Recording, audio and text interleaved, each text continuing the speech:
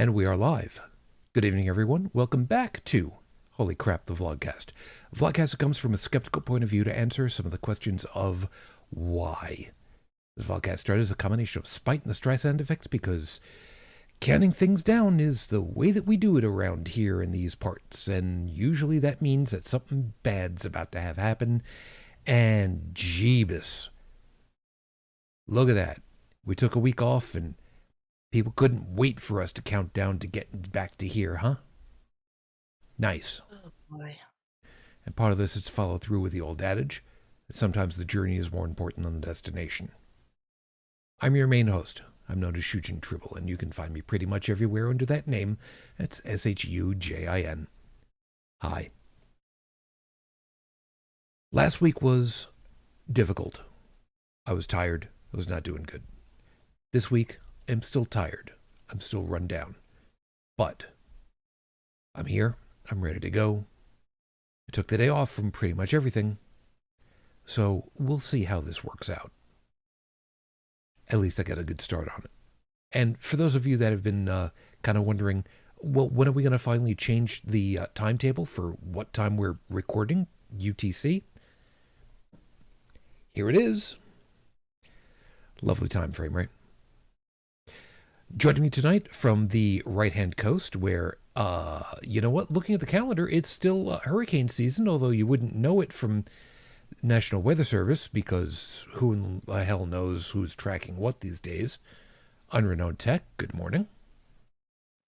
Hey, good morning. I actually subscribe to Max Velocity on YouTube because I find that now, keep in mind, this is only a severe weather channel. They don't cover, oh, you're going to get rain tomorrow. Oh, you're going to have sunshine tomorrow. They don't cover that. He covers the entire U.S. plus the outlying islands and such, and him and his team, I should say. And he can tell you in about 10 to 20 minutes what many stations take forever, half an hour plus commercials and everything else. He talks fast, but I'm from an area where people used to talk fast. I'm used to be from an area where people talk faster. So, um, and but he and his team do an amazing job of covering that stuff. And I don't know where they get their data from, but I know they have tons of weather models from Canada, Europe, America, everything that they can get their hands on. And they show everything and they explain, the spaghetti models and everything else and what it means for us as people. So even if the weather channels on television were to go bye-bye, I'd still have something that could at least warn me of the severe stuff. And because of that, I'm getting ready for the Arctic air that's going to hit our East Coast. I mean, granted, I'm not so northbound I have to worry about snow, which I would love, but I am going to have to worry about the winds, and because I live in a forested area, and Fair enough. well, I have a pothole in the road outside my house now from the last windstorm that came through. I heard a bang. Next morning I got out to go to work, and I was like, I can't go to work right now. Apparently now I'm a lumberjack. Beautiful. Make sure that the info of that group is in the show notes for me, eh? Absolutely.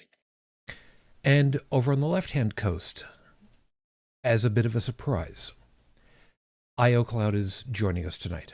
Good evening, hon. I really don't know how to start about how my week was. Let's just say I'm alive. And I almost wasn't. There's a condition out there called broken heart syndrome. There's a Japanese name for it, like Tsukubo or what. I can't say the word, okay? I would love to. I can't say it. But it basically means that the shape of the heart has changed to look like an octopus or squid head. And the person is potentially fatal. There's a good reason why I have broken heart syndrome. I'm now a widow. My husband passed away far too quickly on Thursday morning. It took till about 1:30 or 2 before the hospital actually finally called it and took his body away. His organs, it was such a catastrophic, and his organs were not harvestable.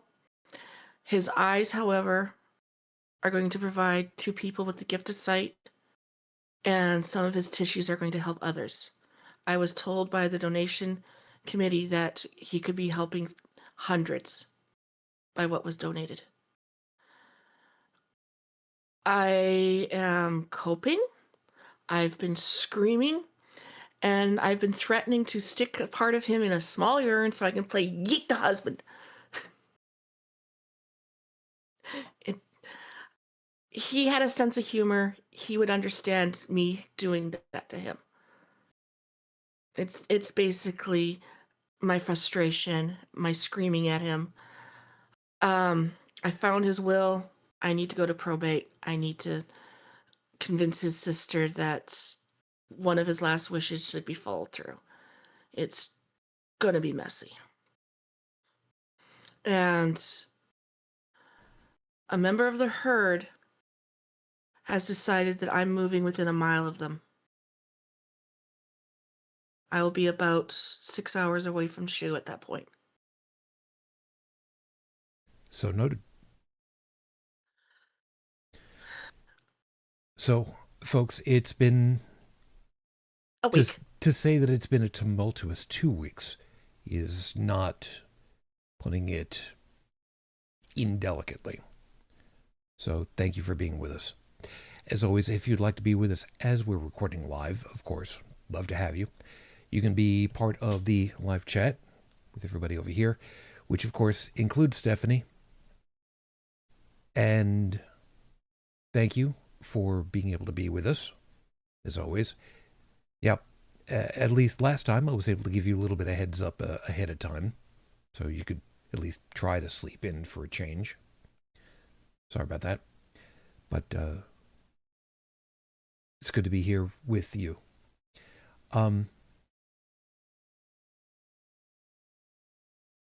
Stephanie's got some information, some advice for you.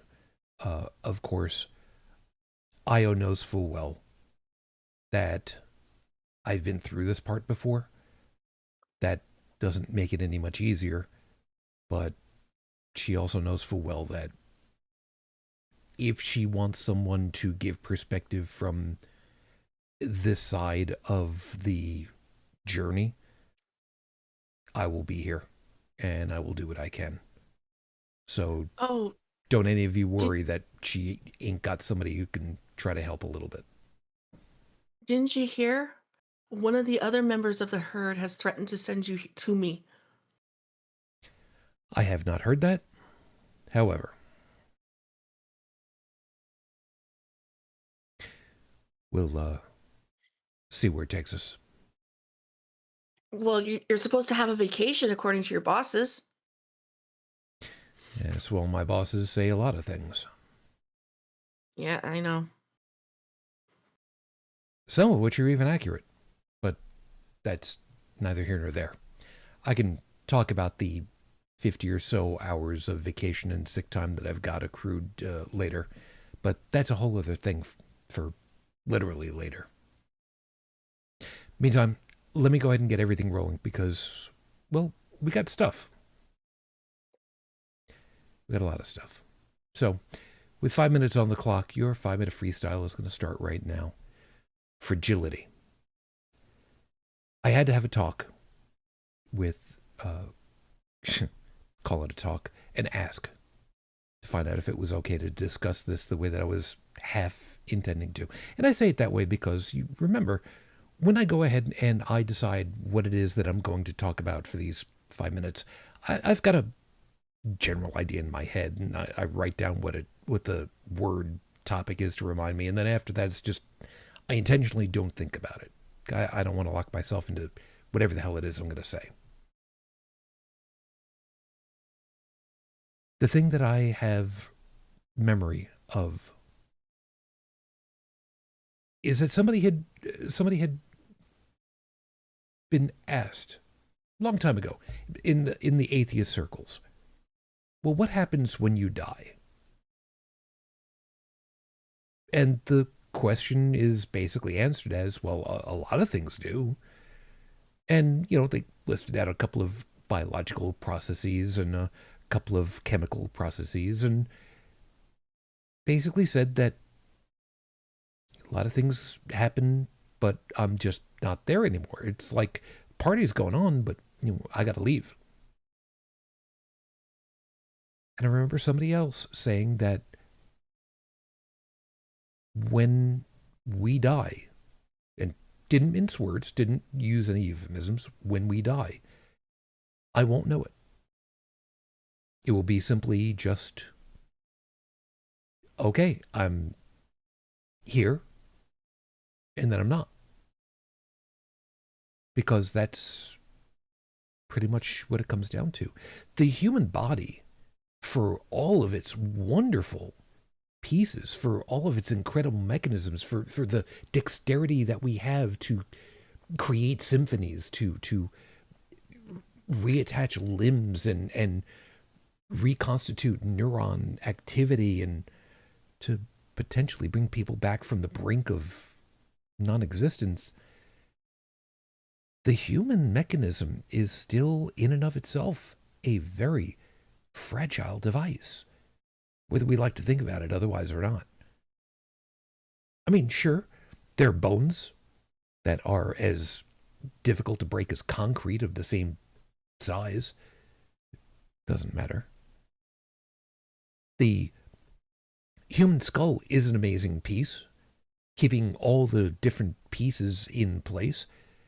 A place for the part of the brain that actually extends out into the atmosphere, which is your eyeballs, believe it or not. Yes, that's directly connected to your brain. It is effectively a piece of brain. It houses these chompers that we have, 2 sets of them, as a matter of fact. If you ever look at what a 3D rendering of what an infant skull, a young person's skull looks like with the 2 sets of teeth in there, it's horrible. It's horrific. But it works. But when it breaks, things go weird, man. Things go sideways. There are a lot of things that, we can deal with just without any intervention. And I say that knowing full well that, we get intervention when we're young, typically. We've got an environment that has been swept clean of the vast majority of incredibly, incredibly deadly pathogens that could have otherwise killed an infant instantly. Well, maybe not necessarily instantly, but... So we don't necessarily die from an infection from a paper cut, for instance. Can it still happen? Sure. Yeah, it can. It does. But it's incredibly fleeting. It takes something truly catastrophic to stop the biological entity that is a human body, or most life forms as we know them here on this planet, because they want to keep operating. Hell, the human heart doesn't want to stop. But when it does, it just does. When it's given its all, when it's finally decided through whatever mechanism that it's just done, I hate to use the expression, but at that point, there ain't no power in the verse gonna stop it. Generally speaking, there ain't no power in the verse that's gonna start it back up again. I know my time is otherwise up, but I want you to remember one thing, though, about this. Even though it is as delicate and as fragile as what we know it to be, the incredible brilliance that is the human mind has been able to come up with some fascinating and absolutely amazing ways of replacing pieces and extending their lifetimes past what they want to do. To human society, and to all of you that have ever worked on such an item, to bring just that much extra hope and time to those people who deserve it. Thank you.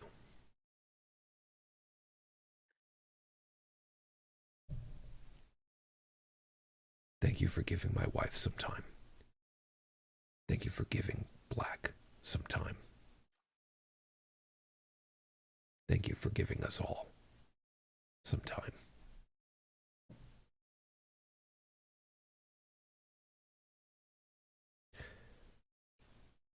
I need a minute.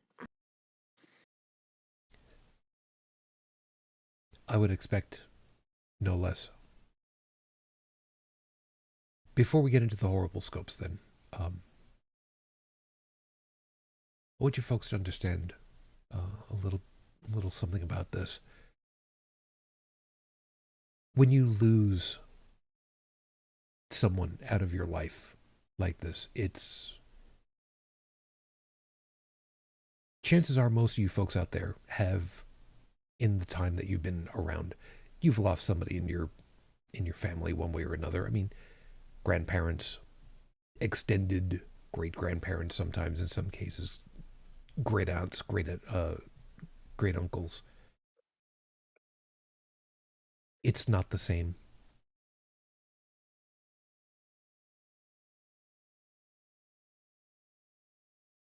I can still hear bits and pieces of what happened when my wife passed 20 years later. So it doesn't stop? As I've told many a person, it may be 20 years ago, but in a lot of respects, it's still just yesterday.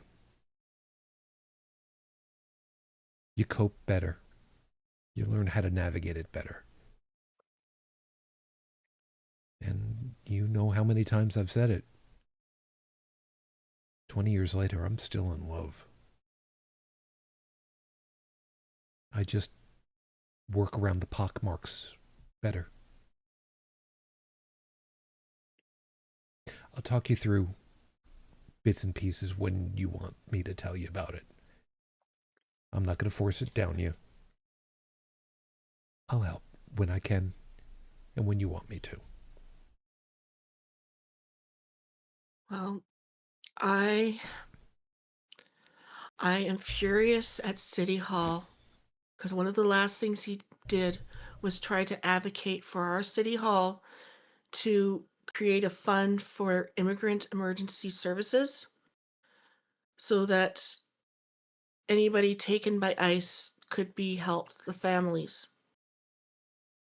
And he had to leave early because he wasn't feeling well, and he worked to the day he died. He was doing auditing. He was a biomedical engineer, but he was doing auditing of shops. He liked it. He enjoyed it. It kept him busy. And he went to his shops, and then he went to Build-A-Bear. Because I said, "Can you buy me a stuffy?" So he did, and he said it wasn't a lotto. So I got it for you. He got me a Christmas mini axolotl. It was only $10. He knew I preferred stuffies to flowers. And anyway, City Hall, the trio of terror, as I've been calling them, has suddenly got a huge amount of people roaring against them. And they're going to be using his name to try a recall of at least one of them. And I've said to people who've come to me that I want to create an immigrant emergency fund in his name to basically say, fuck you, City Hall. Fuck you, you three. And my money is going to be what little bit of money I have right now, my money is going to be the starter of it. Even if it's just $5, it's going to go in there. And I've asked for somebody, not me, somebody that actually can handle money, to do it. So they're looking at how to set this up. I want this fund. All they asked for was $200,000, 0.06% of the city's budget. And those three idiots, and one of them's an immigrant, one of them has a Latino name, they voted no. My district counselor knows that my husband is gone, and he's been all over me with messages. What do you need? What do you need? What do you need? Thank goodness for him, and he's an immigrant. If there's a local news org that's got coverage on this, make sure it's in the show notes for us. I will, but I don't want to, because I don't want my name, my real name, with this. Say no more. I can give it to you. I can give it to tech, but no, perfectly reasonable. The fact my name is mentioned. The fact that it does have coverage, it is getting out there to the public local, is a fine, wonderful first step. So, good on you there. I don't know how much help I'll be for you for that one, but you may be the emotional support feline in the group. I think we got your back too. Seems only fair, right? And I've got a nephew that's going to want a big hug from me at some point, right? I'm sure something can be arranged. How about we get going? We got the horrible scopes to get around to, so let's go ahead and do that.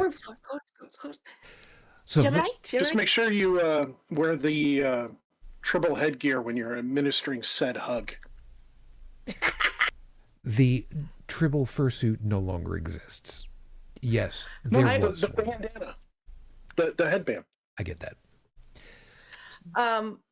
I have a cat hat that I crocheted. I will be wearing that. Fair enough. Those of you that know what your astrological sign, cool. Those of you that don't, I don't care how you figure it out for yourself. You can figure it one way or another. And D12s are wonderful for this kind of thing because it really doesn't much matter which one it is that you choose. It's all a whole bunch of crap anyway. Oh, look at how that works. Now, these scopes are due to be released in time for American Thanksgiving. You know, a little bit ahead. So we've got some food and eating techniques to help you all get through it. From family fracases to antipasto antagonisms, you'll get through the holiday with a minimum of disownership. We hope. Aries, nothing is going to start more fights than serving up what is considered the wrong gravy. Obviously, if you're making turkey, the easiest is turkey gravy. But what's wrong with also offering up chicken gravy for anyone at your table that likes it better? So this week, you could really offend your folks if you offer up beef gravy. Put it on your fried mashed potato sticks with cheese curds melted into them. Yes! Thanksgiving poutine. Honestly, one of my favorite things to do is take leftover mashed potatoes from Thanksgiving, mix in a little bit of potato starch, put it in a pastry bag, or you can just use a Ziploc bag and cut the end off of it and twist it. And then make long strips on a waxed pastry sheet, right? Or buttered pastry sheet so it doesn't stick to it. Put them in the freezer for like an hour. Take them out, deep fry them, and they make amazing French fries, big French fries. But I could only imagine what those things would taste like if they had the cheese curds and the beef gravy. Oh, I gotta try that. My grandmother would do something very similar, but would batter and breadcrumb, then fry. Potato croquettes are Just amazing.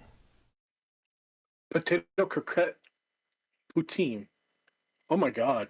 Do the French know? Do the Canadians know about this? They We will do now. Speaking of which, Taurus, We for those of know you who don't now. Taurus, for those of you who don't know, the main ingredient of poutine is French fried potato. But for some reason, there are a few of you that want to use sweet potato. Look, we understand you want to try different substitutions and textures and flavors, but don't you dare tell your Canadian friends you're doing this. They will do things that will end up on the Geneva suggestions list later.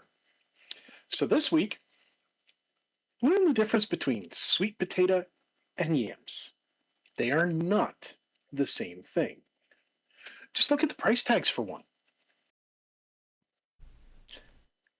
By the way, I Well, have done sweet potatoes with gravy on them before because I like gravy fries, and it doesn't work very well because the potatoes are just too sweet, and it just does not. It doesn't work well. It really doesn't. I'm just thinking about the Geneva suggestions and about how he would joke that I was putting my life in his hands as a risk because he had buried 2 previous wives. And I was telling people, yeah, he has no fear. He married a Canadian. Gemini, if you're going to stuff your bird, let's be clear here, this is not a euphemism.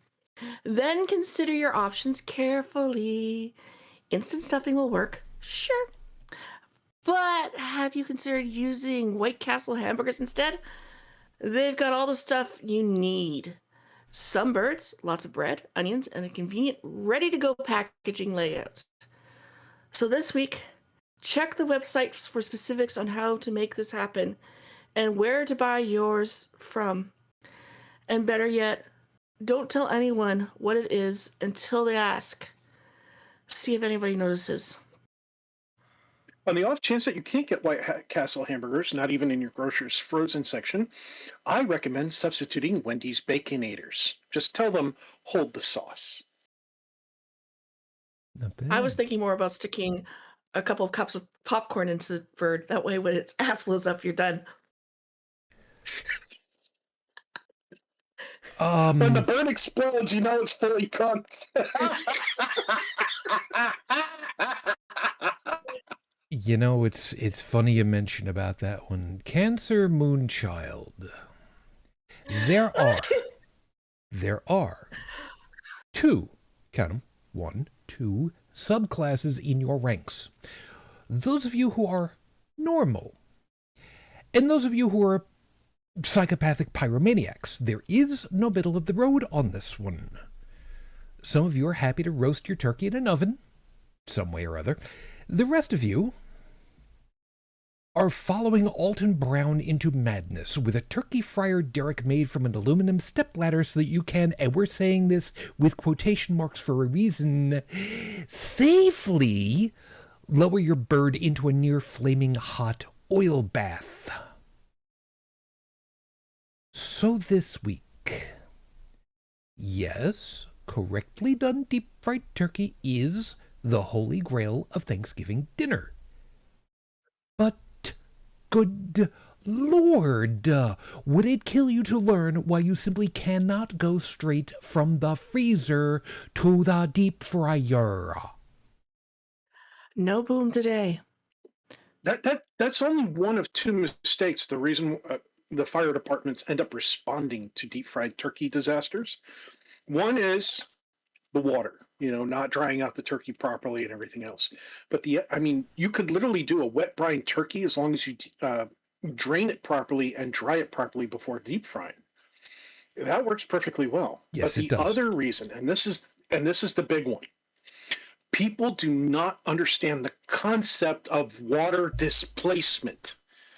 You have to put the turkey in the deep fryer, fill it up with water, pull the turkey out, let it drain over the water, and then mark the line. That is how much oil you can put in there before you put the turkey in there. Mind you, you have to take the water out first, too. Where's the fun in that? The fun is in knowing that you don't have to worry about penciling in your eyebrows for the next month and a half.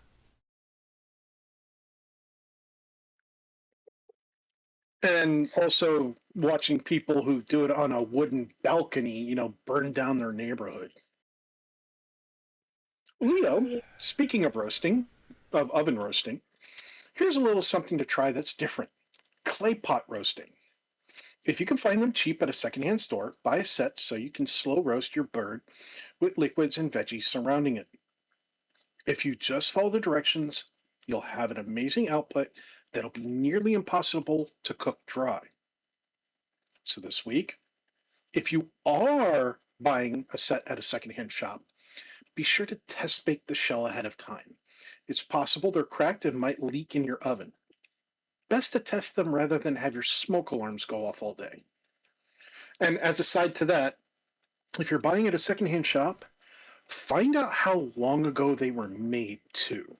There's some very old clayware out there that has been glazed with lead-based glaze. I mean, we're talking very old vintage stuff. Nice as a collector's item, but you don't want lead leaching into your food. I'm just wild about Harry, and Harry's just fine with me. I'm just saying, if it's from the 18th century clay pot, don't use that. If it was made 50 years ago, fine, whatever. If it was made last week, well, it's radioactive. Virgo, we understand that you've decided not to partake in turkey buying for this holiday. We commend you for your stance. However, we'd like to counter that with this knowledge. Frozen turkeys usually sell for close to $2.50 per pound, or for those of you that actually use proper measurements, about $5.50 per kilogram. I was thinking 550 pennies, but Now, yes, prices tank immediately after, so you could get one the next day to freeze and hold on to since it'll keep for a year. And if you do that, your 14-pound or 6.35 kilograms, $35 bird could instead cost a measly 11 loonies or bucks, depending on which currency you use. So this week, the bird won't care if you picked it up for cheap, cheap, cheap, cheap. So you can it up. Stretch those legs and waddle out to your grocer since you've woken up. Look, there are jokes, folks. If you didn't pay for them, you've got nothing to think about. Yeah, I can't imagine who could have possibly bought a bird and kept it in their freezer for a year. That would have originally been $35 that instead cost $11. Hey, I've done that with a ham. I've done that with turkey. I've done that with chicken. I've done that with bacon. I had bacon that was sitting in the back of my freezer for 2 years because it got buried. Took it out, still good. I've got bacon that's been sitting in our freezer for about 3 years. I'm thinking about taking it out and seeing what I can do with it. I'm sorry. It's bacon. You forgot that you. I don't know you two anymore. I'm sorry. It was bacon that was bought, and because I don't like getting splattered, it was never cooked. Libra, you think your mashed potatoes are good. Well, we can help you make them better. First, use salted butter instead of sweet. Add some fresh roasted garlic instead of powder. And fresh ground black pepper instead of the original, already bottled stuff. The biggest trick, though, is hand mashing it. Don't mash it all into a paste with a machine, and make sure you have some lumps in it. Gives it some texture. So this week, get a wrist brace so you don't overdo it on your muscles. Remember, Cooking is serious business. Scorpio, the idea of keeping the peace isn't an easily won battle. Best way is to keep certain smaller, harder to chew foods on your plate and within grabbing distance, not for the reasons you might be thinking. Vegetarian broccoli is a perfect example. Someone wants to get on topic of conversation that's too contentious, just pop a floret in your face hole to keep from getting involved.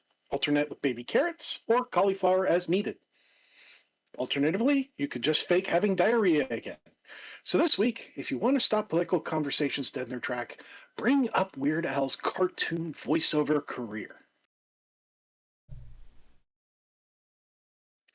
Which is an excellent topic that I could talk about for a long time, and people would just leave the table. Say. Okay, which one am I at?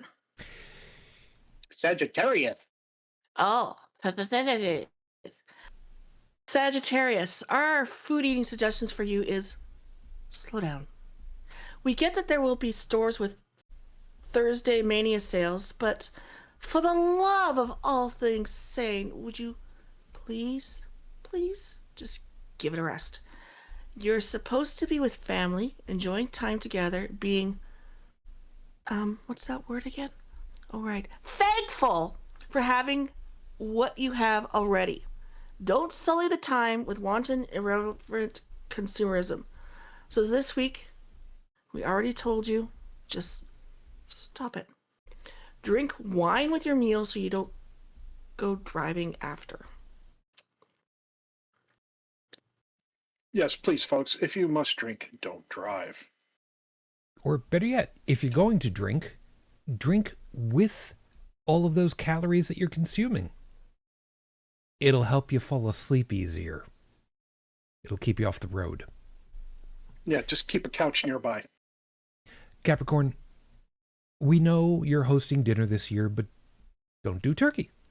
Put in a lot of time and effort, but make something that will totally flabbergast your eating companions. Make timpano. We've talked about it many times before, but this dish is positively amazing. If you've never heard of this, imagine a stuffed crust pizza crossed with an overstuffed calzone. It's a pasta cake.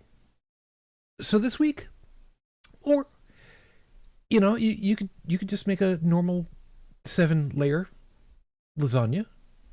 I mean that's like an Italian layer cake, right? I mean, it's still pretty good. My lasagnas come out to be a lot more than 7 layers. Either A, you've got a pan that's about this big. Yes, I do. I have a very deep dish pan. That's fine. It is old as dirt. It was my grandmother's. Is it cast iron? I have made... yeah, it is iron. Oh, my dude. Well, it's definitely metal. It is old. It's got handles on the side. And the last time I made a lasagna, it was something like 12 or 13 layers. And I did alternating layers of the meat sauce and the cheese, meat sauce, cheese, in between each layer of the noodles. And I did it for what do they call those parties where a potluck?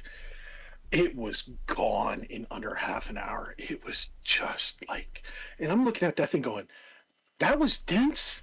There was a lot of it because the pan's huge, and it was gone that quickly. There was only like 20 people. I will say what everyone else would. You didn't make enough. I thought I did. Aquarius. Aquarius. For some reason, you're the only member of your family that likes fresh cranberry sauce. Yeah, that round cylinder of gelled cranberry sauce is interesting. The way you can literally carve off a slice, but it's not nearly as good as the fresh made cranberry relish. check out NPR's Susan Stamburg's Cranberry Relish recipe. We should probably put that in the show notes. And you might just make some converts after all. So this week, nothing says you have to only make this stuff at Thanksgiving, you know. It's worth making it a couple times a year. And to be quite honest, I think it was at some point in June, I basically made Thanksgiving dinner, you know, had some turkey, made some turkey gravy, made some stuffing, had some cranberry sauce. The portions were much smaller. But yeah, and then like the day or two later, I was able to make a Thanksgiving leftover sandwich, you know. So I mean, it's just one of those things. It's you don't have to make it just then. I feel itchy because I'm allergic to what I'm about to say. Pisces. Inviting over your in-laws is all well and good, but you really need to communicate better with what you're making. Oyster stuffing, three bean salad with sliced nuts, fruit salad with kiwi. You weren't told that parts of your extended family have various allergies, were you? Not your fault exactly, but how about not making that mistake again? So this week, you could make this work to your advantage, though. Maybe just suggest you could bring a dish to the family next time. If they're smart, they'll tell you no, and you're off the hook. Those are your horrible scopes for this week. And let me tell you, that one in my book is the most evil one I have ever written for Pisces. Yeah, it is. The oyster stuffing, three bean salad. I'm itchy. I'm just itchy thinking about it. Yeah, really. If you'd like to suggest something nicer or naughtier for your own self or somebody else, you can bribe me by asking. And if you want to actually bribe me, you can do that at the coffee page with funds. That's coffee.com/Icarus the Lunar Guard. I'll have these posted at the end of the week. Tumblr, Facebook, Coffee, Discord, Blue Sky. To explain why this one is evil for Pisces, oysters, shellfish, fairly common allergy. Not completely common, but fairly common. Beans, well, bean salad with sliced nuts, nut allergies are, again, fairly common. Not terribly common, but fairly common. And then kiwi. Does anybody want to take a wild guess what the allergy is that kiwi triggers? Latex. Right. Latex allergies. And I like eating kiwi. I just don't eat a lot of it. See, that's my problem. I've got a very low grade nut allergy, and I like cashews. I really like cashews. Okay, so if I make my world famous chocolate chip cookies, don't add the walnuts. No, that's fine. Like I said, it's Okay. very low grade that I've got. It is like I have to really stuff my face a lot for it to finally start to happen. So, I mean, if I have some, it's not going to be a problem. It's just when I overindulge. I love it when people try to hand me certain foods and I look at it and go, I'm in danger. Yeah, that's pretty much the way it'll work. This is episode 554 on the Docket Runner. When is evil enough?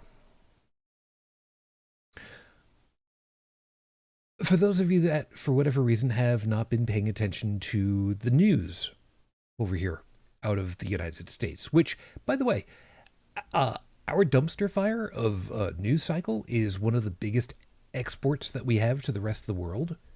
So I would not be at all surprised if most of you folks know what's going on better than some of us. However, the federal government is in the middle of a shutdown. currently, actually, Tech, do me a favor and look up how many days it's been for me in a couple of seconds here. It is the longest shutdown that the federal government has ever experienced under any administration. I think it's 38 days.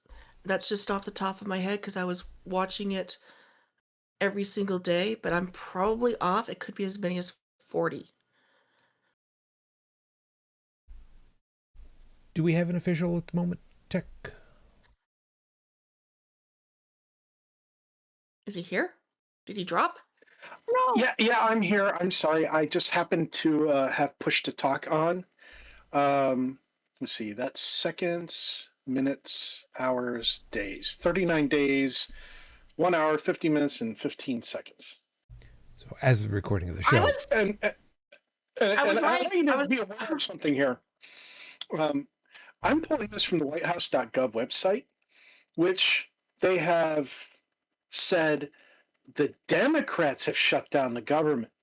They're blaming the Democrats on this, where they, mind you, at the start of the furlough, the Democrats were in control of nothing. Nada. Not the Supreme Court, not Congress, not the Senate, none of it. So go ahead. You can believe whatever you want. But the only thing the Democrats have said is, look, we don't want people to lose their insurance when you write your bill. That is the only thing that they won't break ground on, that they won't yield way of. Everything else they've yielded way of. But they don't want the American public, the Affordable Care Act. It's not just the insurance, it's also making sure that other social safety nets are not going to be ransacked at the same time.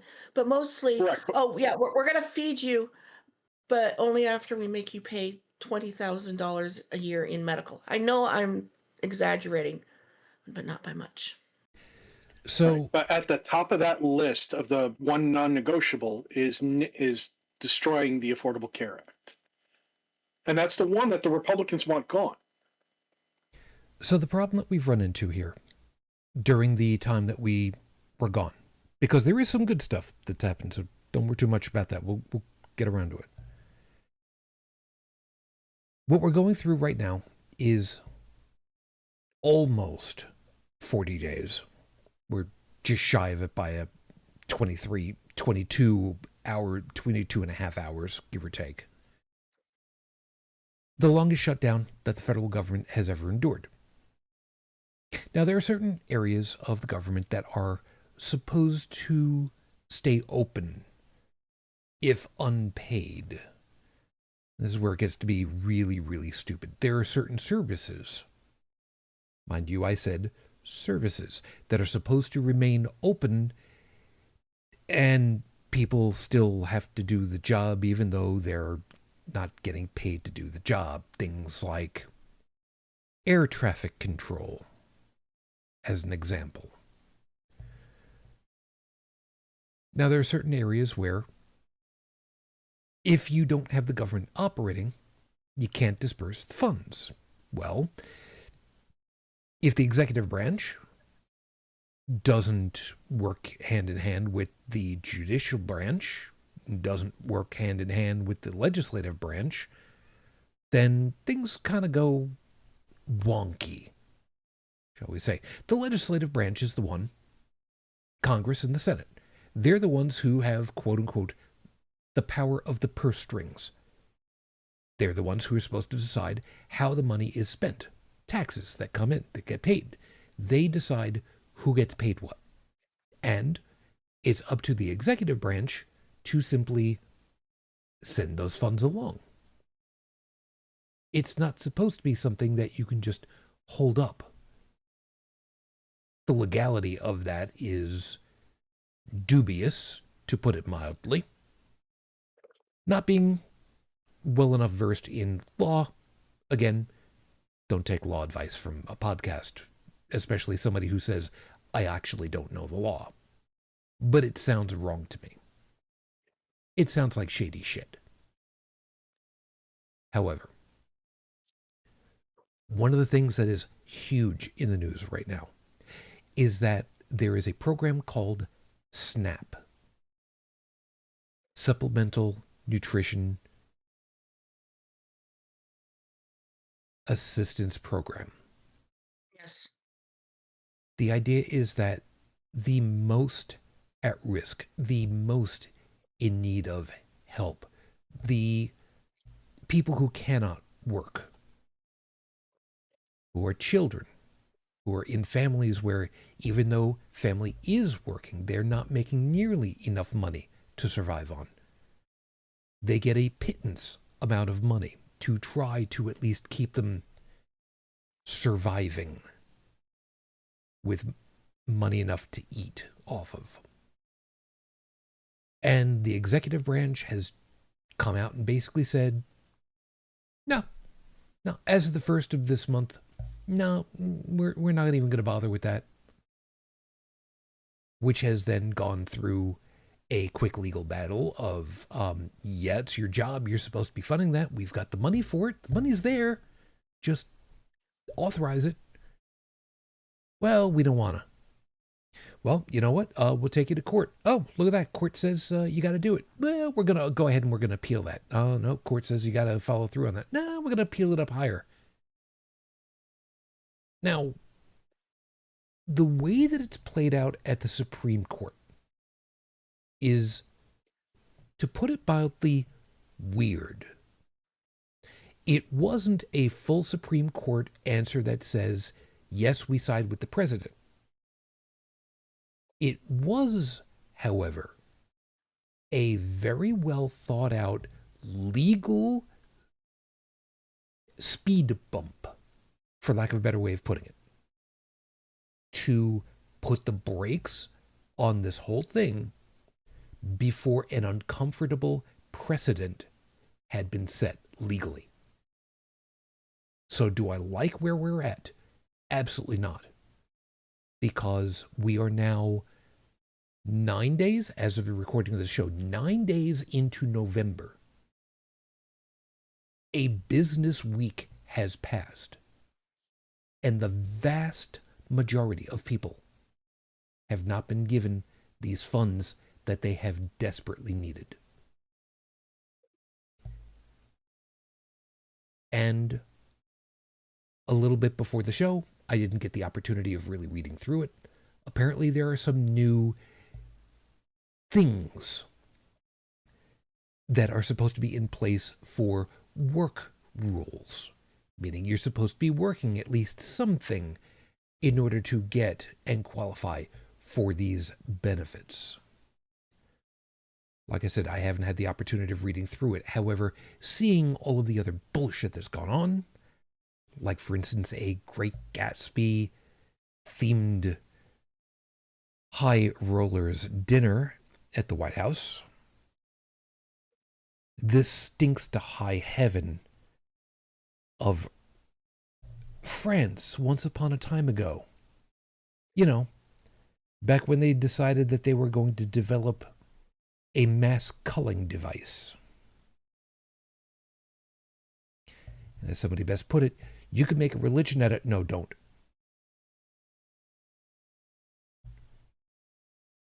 So, this is not a Power of 10 episode. And I'm saying that because I want you all to remember, we're not going to be ranting and raving and using colorful metaphors. We are, however, going to say how insane this whole thing is, how badly this is impacting the people. And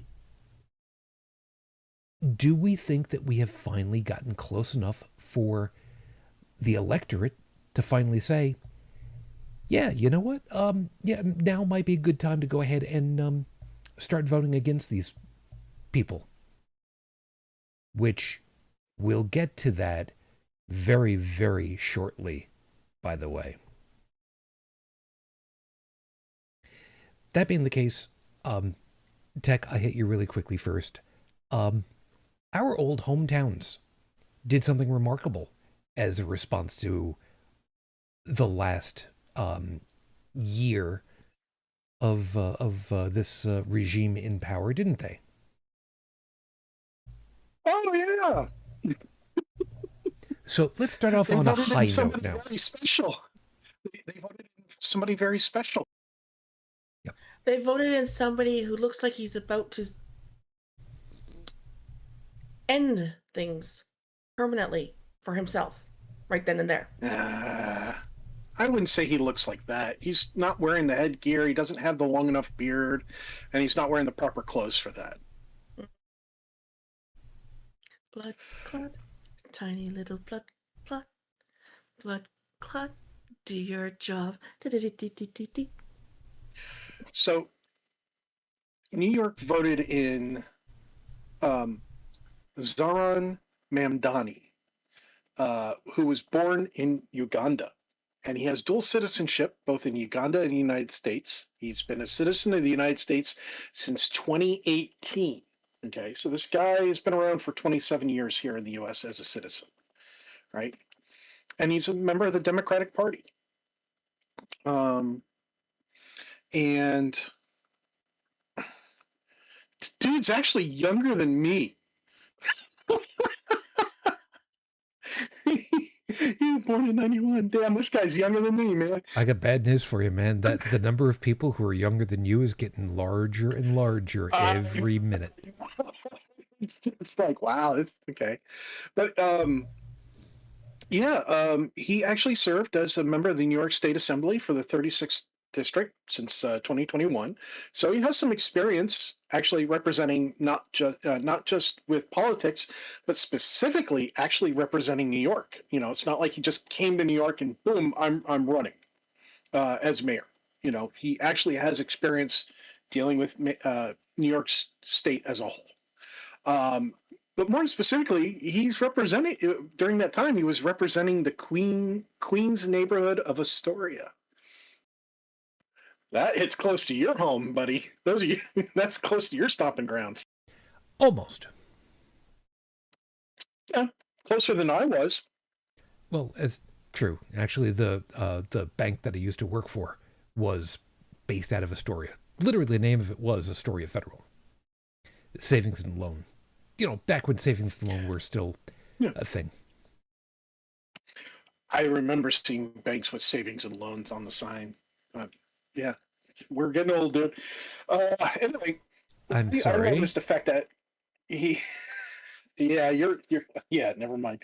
We're already old.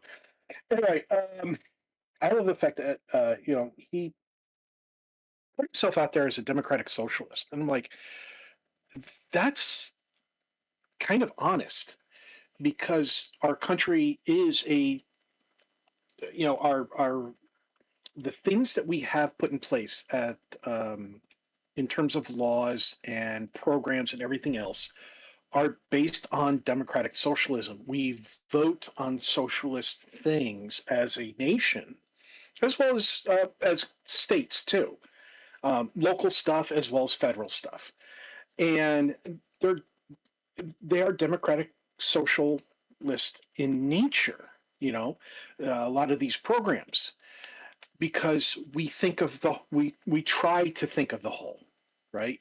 What's going to help the most amount of people? Even if what you think is going to help the most amount of people is actually going to hurt them, ultimately, if we're going to take the optimist viewpoint, we try to think of the whole. And right now, you have the GOP throwing around words communist, socialist, and everything else. And it's like, look, if I'm going to vote for somebody, I'd rather vote for the socialist over the communist, but whatever. And they throw them out there because they're trying to do the whole Red Scare thing and everything else that they always do. And I just love when people go, "Oh God, Mamdani is going to be the mayor." You know, he's an immigrant and he's Muslim and he's going to turn the whole state of New York into a socialist state. And I'm like, maybe I should move back to New York. What I love is that he's also going to force children to learn, of all things, Arabic numerals. I believe there's a meme out there. Scary. I believe there's a meme out there of I forget what the guy's name is, but there he is. He's holding a microphone and he goes, good. Yeah. And that's funny that people don't realize that the numbers system, the numbers that we use here in America are Arabic numerals. So when you ask somebody, hey, what do you think about Arabic numerals being used in math these days? And they're extremely conservative, right wing, whatever, or they're just misinformed. And they start ragging on it. And I'm like, can can you write down the number 12 for me? And they write down the number 12. And it's like, those are Arabic numerals. Those are the numbers you grew up with all your life. Oh, like the light bulb goes off on some people's heads. It's it's one of those things that people use stuff and they don't know what it is. Um, Well, it's you know, XII. I mean, how difficult is this to keep track of? I mean, everybody understands it. Why should you go to this decimal system? Nobody knows that. well, it's like that YouTube video where the monks are transitioning from scrolls to books. That Yeah. thing's great. Did, Stephanie says, the funniest part is when MAGA claim every woman will have to wear a hijab. You know what? Bring back the face mask. It'll keep the flus down. as an aside to that, I don't know that anybody has necessarily taken notice of this, but it was confirmed, and not just recently, but it was reconfirmed during the pandemic, the high point of it. And of course, we're getting into the cold and flu season, so please take this to heart, especially more so now. Because of the masking that was done worldwide, we have eradicated several strains of flu virus. Let me say that again. By doing nothing more than just putting on face masks to trap our own stuff, we have effectively eliminated several strains of the flu virus. No shots, no immunizations, no special packaging, no nothing. Just wearing a face mask to keep the spittle in our own faces. That's it. Literally, that's it. So, unintended consequences of good. Should there be a hijab? Maybe. Should it be mandated? No. And I'm pretty sure dude is smart enough to understand what was it I'm looking for? The First Amendment is and how it operates. Plus, I mean, let's face it, guy's young enough to know what in the hell he's doing.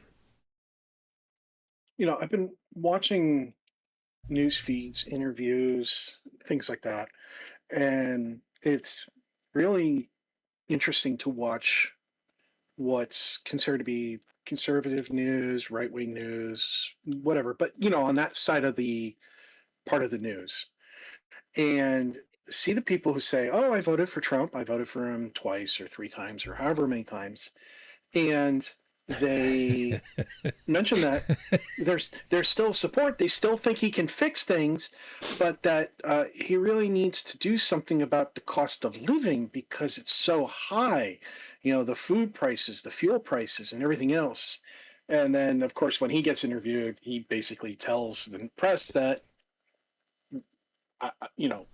everything's way, way down. I don't want to talk about it anymore. And I'm like, that's a grumpy grandpa at Thanksgiving who's had a few too many beverages, who they're trying to talk to him about alcohol and his medication, or him not being, he shouldn't be driving anymore because he just ran a red light and ran a car off the road or whatever, and he doesn't want to talk about it anymore, so he's trying to shut down the conversation. And I'm just like, oh my gosh, can somebody please take the keys away from this guy? I'm sorry, I'm laughing really hard over here because you're saying that voted for once, twice, however many times it's like, yeah, the guys that end up voting for these people multiple times more than they really legally should be able to.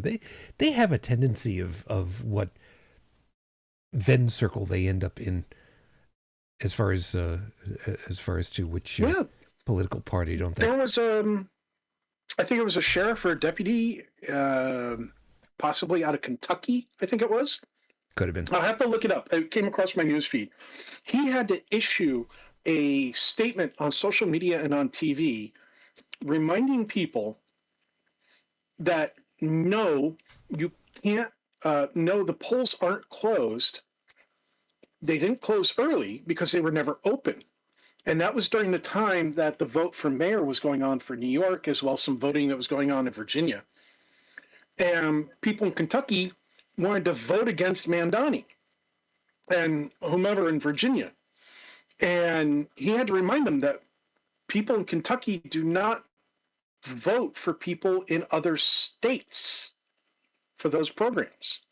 And that their voting for their local representatives don't happen until, I think it was like 2026 or 2027.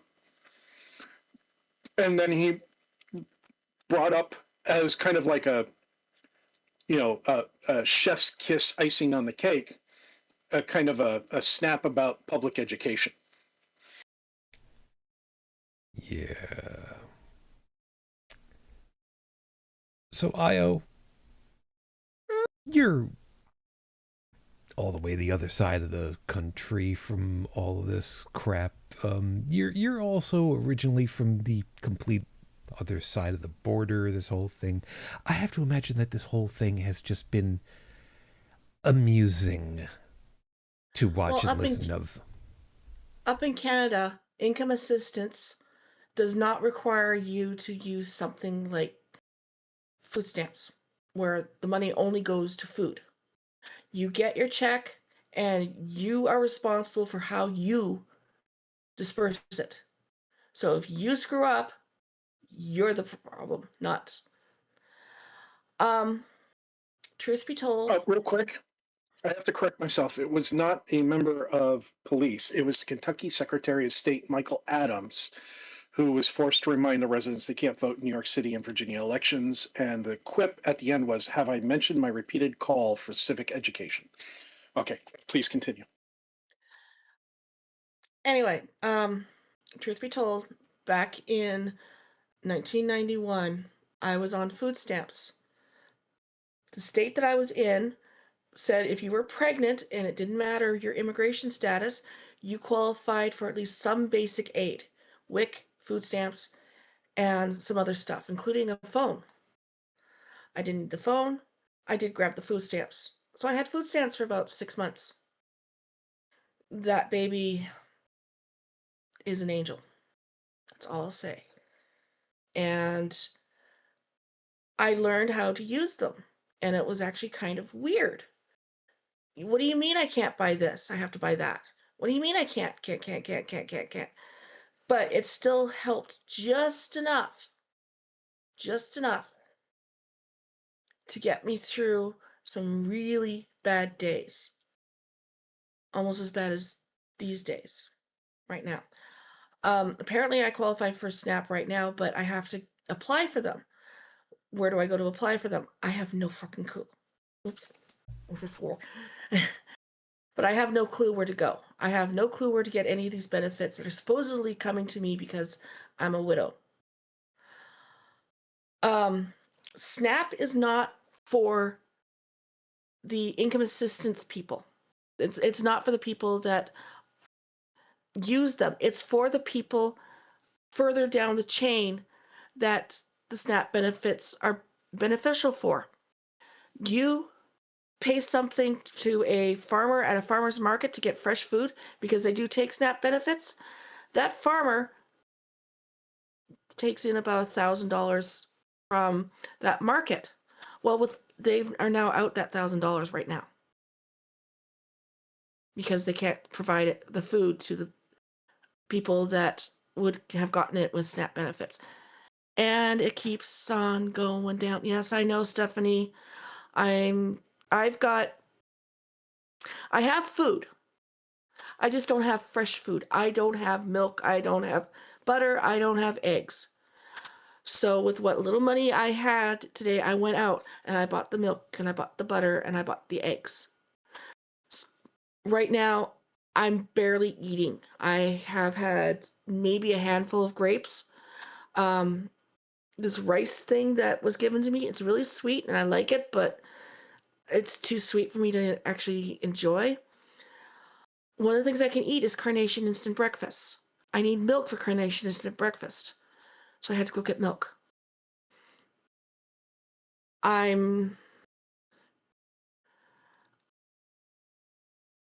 know WIC, I know food stamps, I know all that is extremely beneficial to the end user, to the person that says to the grocer, here's my food stamp card, can you please use it?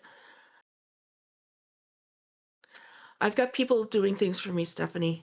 Okay, I almost followed my husband about 12 hours later. I'm only out of the hospital because I'm under strict rules that if X, Y, or Z happens, I go right back in. Hey, Io, just Hmm. because there were certain things I couldn't eat as a kid due to childhood allergies. I started to have a vitamin D deficiency.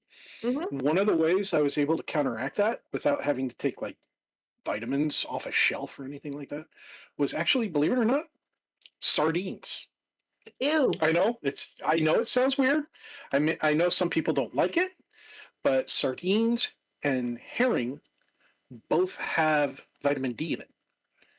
Um, just so you know, you may not like it, but if you're low on vitamin D, it might be something that you just have to kind of force yourself through. And if sardines are out, try pickled herring. If you like pickles, anything, pickled herring might be that thing that you work better for you. I know there's other fishes that do it too, like salmon, I think mackerel, but some people don't like mackerel because it's so oily. Possibly trout. Just something to think about. And you may be the kind of person who doesn't like fish, but it might be something that you have to add to your diet. I'm just saying. I didn't say I didn't like fish. I can eat salmon, halibut, cod, and tuna without problems. Other Yeah, but stuff, tuna doesn't have vitamin D. not so much. If I want vitamin D, I'll go outside. I'm in California. There's that too. There's that too. But you need like 15 minutes of exposure minimum. Anyway, Canada, where I was in Canada, didn't quite have a WIC, but they did have a mother's program that if you went to the mother's program, once a week you got a small voucher, like food stamps and whatnot, for eggs, milk, and peanut butter. It's kind of gross, eggs, milk, and peanut butter, but yeah, eggs, milk, and peanut butter. Um, it was similar to WIC, but it was specifically this one group in order to help monitor your pregnancy and whatnot, and you could keep going up until 3 months after the baby was born. I had this fine lady who was about 50 years old at the time, 45, 50, tell me that I should give her my benefits in order for her to feed her family. She really wanted the peanut butter and the eggs. I could keep the milk, but she wanted those two. And I kind of tilted my head and looked at her and just, no, no, no. I've got extra, sure, you can have that, but no. It just, I was the one There is going, actually there's a lot of people around me that use SNAP benefits, and what they've done, they did is they formed kind of they use like neighborhood app or something like that, and they formed a group. It could have been WhatsApp for all I know. But they formed a group, and what they do is they use their SNAP benefits and they get things together in bulk that they can get, and then they portion things out and share and divvy up amongst all of them based on what nutritional requirements for the families and such. And that's one of the ways that they're working together. So, I mean, if somebody's coming to you and going, "Hey, you've got SNAP benefits. Why don't you give me your peanut butter or whatever?" And let's say you're not using, let's say you bought 3 jars of peanut butter and you have one of those is spare. You say, well, I can trade you 1 jar of peanut butter for something, instead of saying, no, I'm not going to just give you something. Offer to trade instead, barter, and see if they're open to it. It might work, it might not. Some people are irrational, and there's no bartering with them. The thing about this whole thing is that normally this wouldn't even be a thing. Nominally, it shouldn't be. It shouldn't even be a concern. Agreed. Under any, rephrasing, under every other administration where SNAP benefits have been available, not even an issue. It's a complete non-issue, as a matter of fact. So the fact that this is even a discussion is an absolute humanitarian travesty. There is no better word in my vocabulary for it. Not without resorting to colorful terms. That having been said, the fact that it took a court order to tell the administration, no, you need to go ahead and do this, when it is clearly of their purview to do, and then they said, well, we'd like to appeal this. We don't agree with your ruling. We would like to still not fund this. As I say in the openings of each of these shows, the only germane question to the whole damn thing is, why? It really does come down to that. Why? And I want to bring up a quick metrics here. Since 1980, there has been, counting the current one, there has been 11 government shutdowns in the United States. Okay, starting since 1980. Now, as with regards to the Senate, of those, only 4 times was the Senate in control by Democrats. The House, on the other, it's an equal split, almost equal split. Where is it? 1, 2, 3, 4, 5, 6. Oh, I see what's going on here. Yeah. I see how they divvied it up. Okay, they divvied it up because of the change in voting. So 1, 2, 3, 4, 5, 6. 1, 2, 3, 4. For the other part, for the House, it was 6 times with Democrats in control and 5 times with Republicans in control. But there was only 3 times where the Democrats were in absolute control that there was a government shutdown of both the House and the Senate. And the longest running one of those was 4 days in 1981. Of the ones where the Republicans were in complete control, the longest running one before this one was the 2018 to 2019 at 35 days. Ours is currently ongoing at 39. Then the one from 1996 was in 3rd place at 21 days. I mean, I'm looking at these numbers, and the ones where the Republicans are in total control were the longest running ones.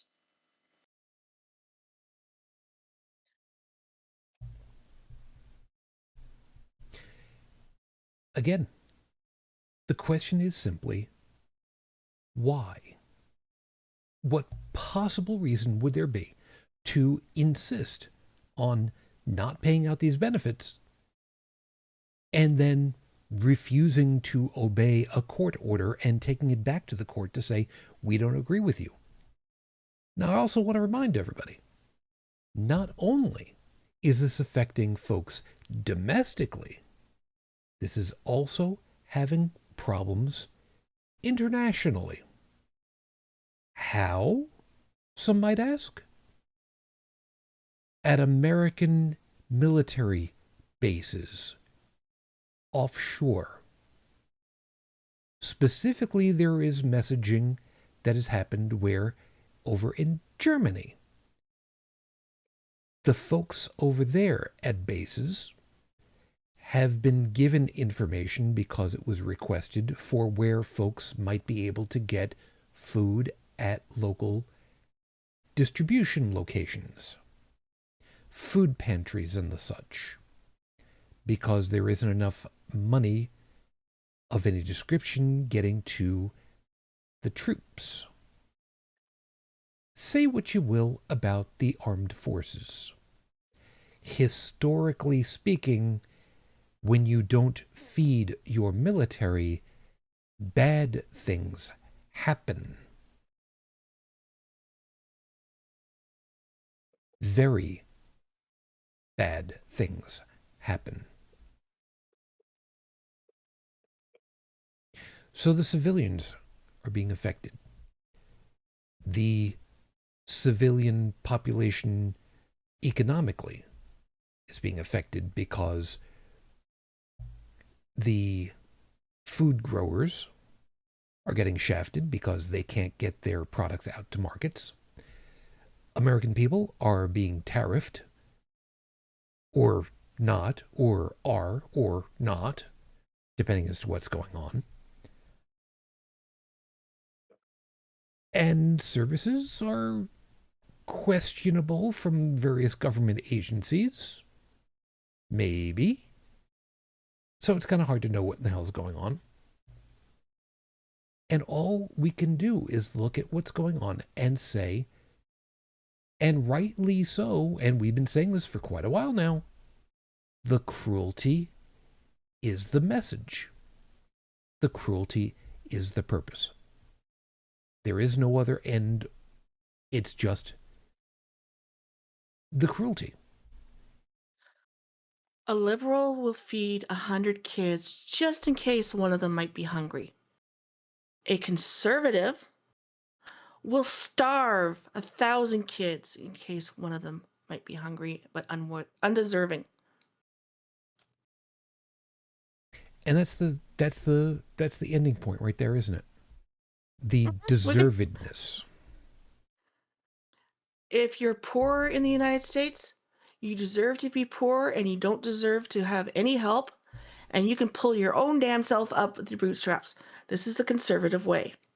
The liberal way is there needs to be a social safety net that everyone gets caught by so that nobody suffers. There has to be a bare minimum of health, education, housing, and food. Unfortunately, the conservatives prefer to think that people being naked, homeless, and on the streets dying is the way to go. I remember there being an expression. A rising tide lifts all ships. Now, somebody that grew up right near the ocean, yeah, I mean, that's kind of what ends up happening. I mean, that's the way it works with the tide. The tide comes in, tide goes out. You don't even think about it until there's a storm coming in which case, depending as to which way the winds are blowing, that could be a really bad day. And we've seen those days. But the expression basically means if there is an economic rise that everyone can benefit from, then everyone benefits from it equally. And what's wrong with that? Why should people be underwater artificially? There's no need for it. There's no reason for it. In a country where there are trillions of dollars available for the entire populace, with a caveat, I know I'll get to that. Why should there be people who are not able to participate in any substantive way of acquiring any of that? And we know full well what the answer to that is. It's because the money is being hoarded by a select few.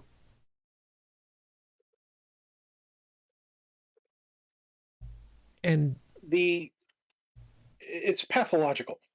It really is. It's a pathological mindset that's spread from adult to child in the severely wealthy community, the small community. The mentality of, demonstrating your wealth. Haha, I have a ballroom. Well, I have a gold plated ballroom. Well, I have a gold plated toilet, Um, I have 3 gold plated yachts. Aha, you went with gold plated yachts. I went with platinum plated yachts. Oh, you went with yachts. I have a submarine.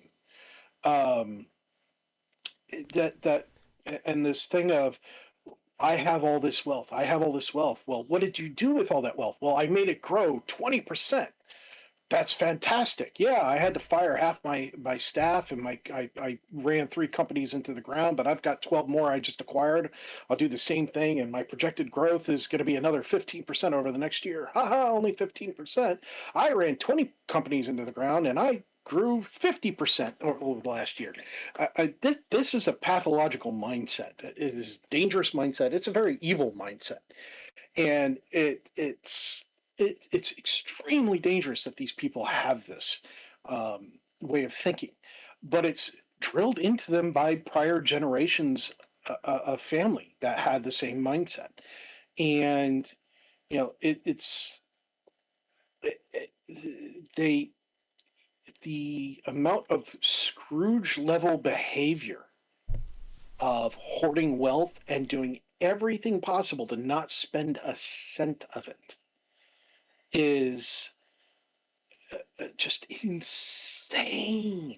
Like, what they'll do is they'll have a whole bunch of investments, and then rather than sell any investment and use that money for something like buying a boat, they'll take a loan out against the investment with a very low interest rate or whatever, and then they'll use that loan to pay for the boat. But then they can write off the loan using their teams of lawyers and accountants and everything else, and now they've got essentially a free boat, and then they add that boat as collateral, so now their value of their wealth has gone up at the cost of the taxpayers and the people around them. And they don't care that the low people, the people who are just trying to break even, are the ones who ultimately paid for it.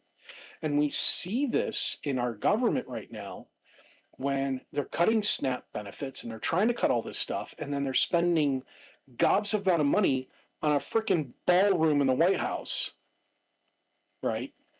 The historical section of that building that has just been leveled can never be rebuilt. That part of our history has just been bulldozed. And the tax breaks that are going towards the uber wealthy are benefiting them while taking out of the pockets of everybody who's just trying to break even or keep their head above water.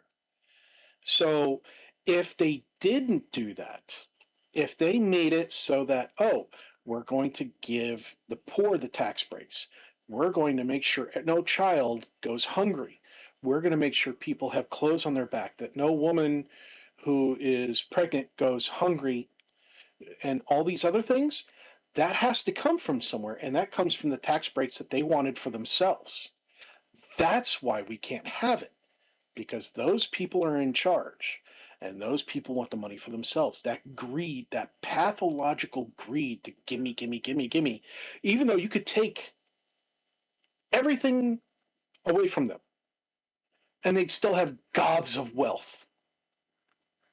You could make it so that they could never earn another dollar for 3 generations, and none of those generations would go hungry or without a house, without clothing, or without top-notch education.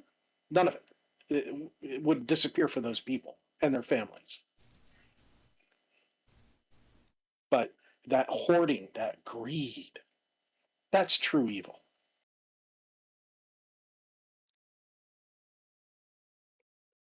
so that brings us back to properly the question on the topic. Is it finally evil enough? The conservatives want people to suffer. so that they can do something like another draft and have the United States go to war against random country. Looks like it's Venezuela this time.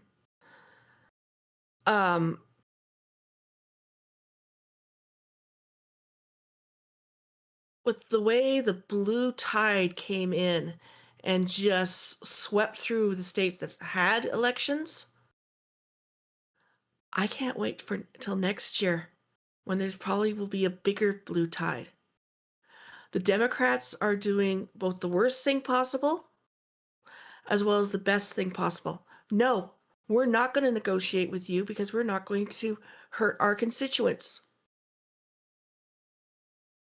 We want them to have the SNAP benefits. We want them to have the health benefits. We want them to have basic education. I'm with them. Stand the line. Don't let the Republicans pull this shit. Don't let them get away with this.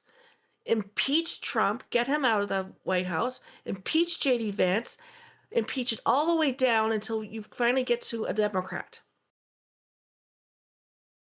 and have that person be the president.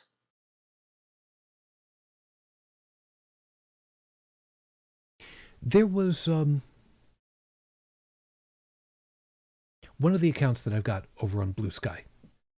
I know. Leave me alone.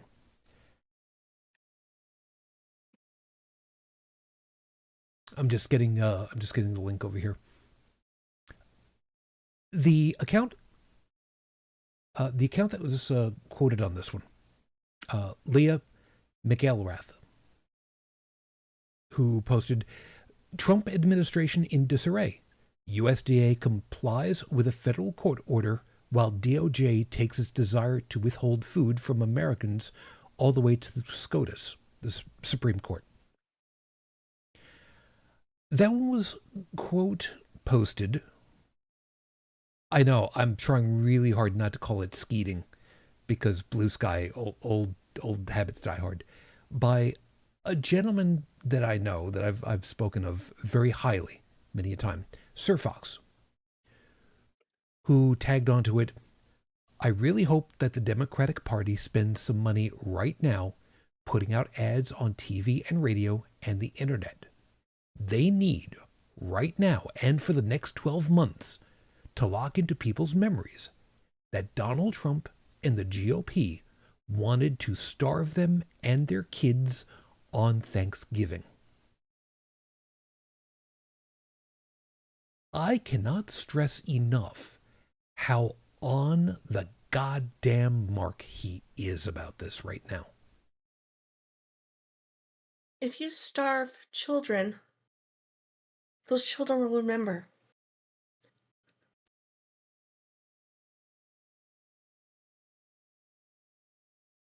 I want folks to think about this a second.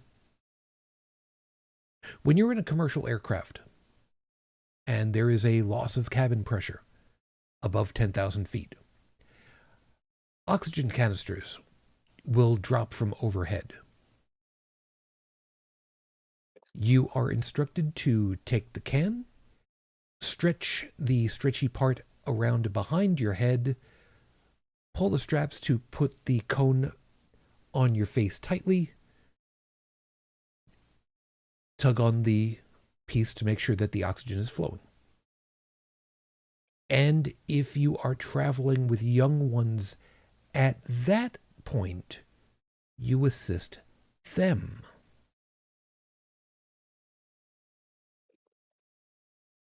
What do you do when it's not oxygen, but food? The only thing that you can hope that you can get for free is water, and even that is dubious in many locations. For me, it's free, but only because I have my own well. It's free, but I had to pay for a pump and the electricity that operates it. But I have an unlimited supply of water from underground. It's got to be filtered. and filtered a lot. But I've got water. There are a lot of municipalities where if you have quote unquote public water, you have to pay for that. For water. So what do? You have food that's necessary. What do? You try to feed your kids first because, of course, that's what you're going to try to do because you can control yourself better than they can because they're children. And what's going to happen when it's not enough? I'm not saying if, I'm saying when. Because we know full well there will be some who, for whatever reason, will not be able to have children survive through this. It's an inevitability. I don't like the idea any more than anybody else. But I know by the numbers, statistics doesn't lie. It will happen.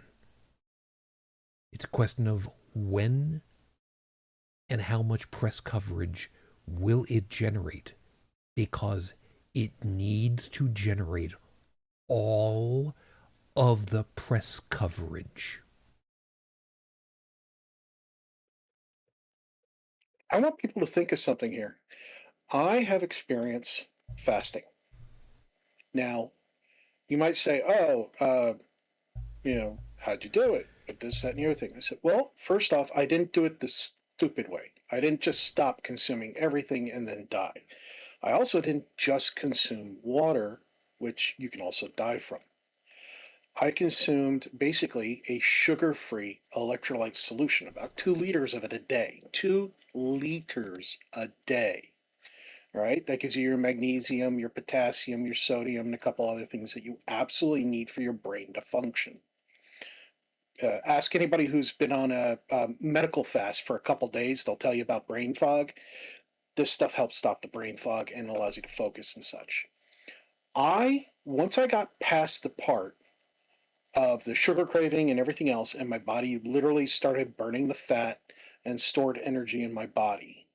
And I went into a state of true ketosis. I was losing, on average, a day,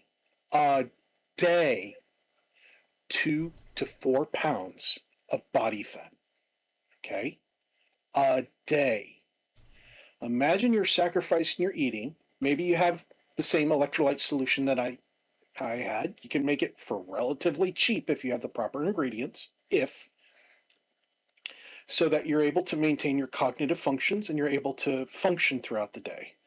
Maybe you keep sugar on the side in case you get dizzy. You can give yourself a little glucose infusion so that you don't throw everything off and you're still able to function. How much body fat do you have stored, you, an individual? How much can you lose before it can no longer burn the body fat?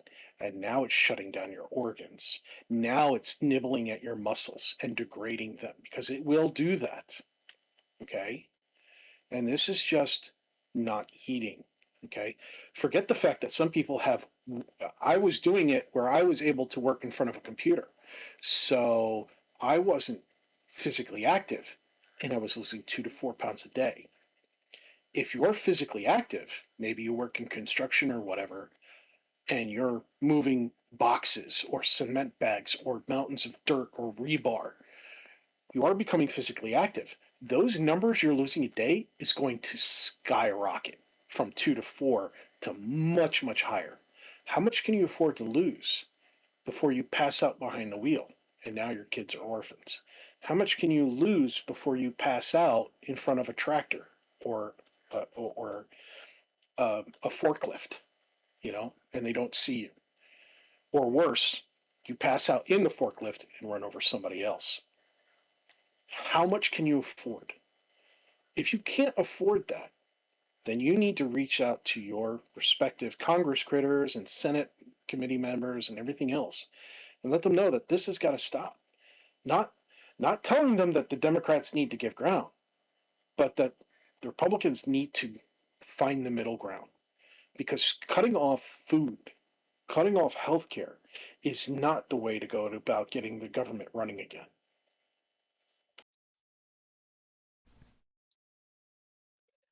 What you're hearing is me typing a letter to my sister-in-law. Gotcha. But, you know, if the government does cut off food and healthcare, and then they get the government running again, you're still not eating. Even if your money starts coming in and you can feed the kids, but you rely on SNAP, you're still not getting enough food.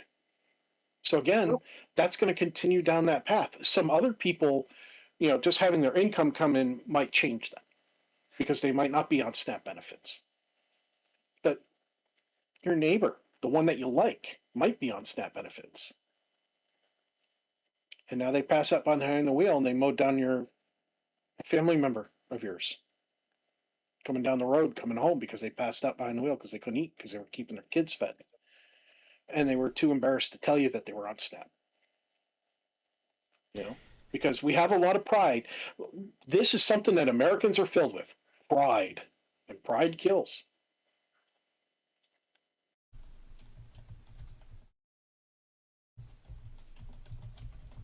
It's not the Democrats that shut down the government. It's the Republicans who don't want everybody to be able to feed their kids, who don't want everybody to be able to be healthy enough to go to work, or to be able to have, social platforms in place where if they get sick, they don't go into debt for the rest of their lives, or bankrupt, or worse. I just pulled up a piece. I'm not entirely certain on how accurate it is at the moment. The website I'm grabbing this from is visualcapitalist.com. States most dependent on food stamps. According to what I've got over here, overall in the country, apparently the number is approximately 12% of the entire populace of the country. Now, reminding everybody, the population of the United States, 330, 340 million currently. I forget what the last census was, 330. Go with that. It's a lot of people, 12% of which. And that, if I remember correctly, the census, that number for the census was people who were voting age. So that doesn't necessarily count children. If I remember right, 330 is the full census. Again, I'm going off a rough number. It was 300 something. The last time I saw the number 330, it was for the voting for who was next to become president, and it was Harris versus Trump. And I remember looking that up because only like 260 million people out of the potential 330 million that were able to vote voted.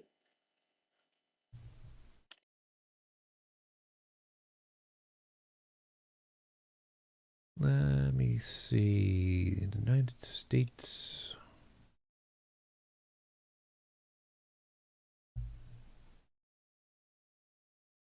Oh, the information that I pulled up right away is just the whole, how is the census done in the United States? All right.